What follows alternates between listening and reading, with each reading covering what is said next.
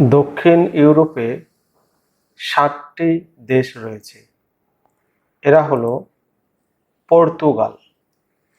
পর্তুগালের রাজধানী লিসবন। এরপরে রয়েছে পর্তুগালের পাশেই স্পেন।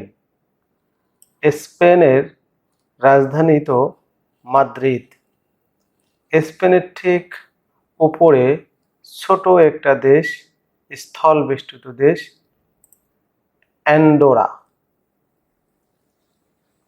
অ্যান্ডোরার রাজধানী অ্যান্ডোরা লা ভেলা।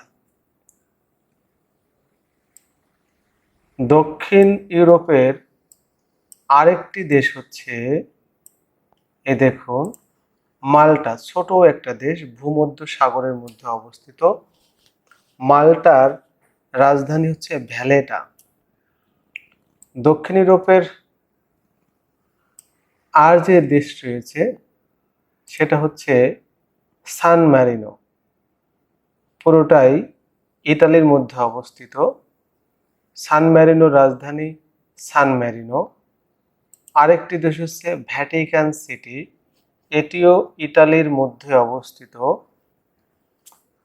এর রাজধানী ভ্যাটিকান সিটি। এবং সর্বশেষ দক্ষিণ ইউরোপের দেশ হচ্ছে ইতালি। ইতালি একটি উপদ্বীপ। এটি ভূমধ্য সাগরে অবস্থিত একটি উপদ্বীপ।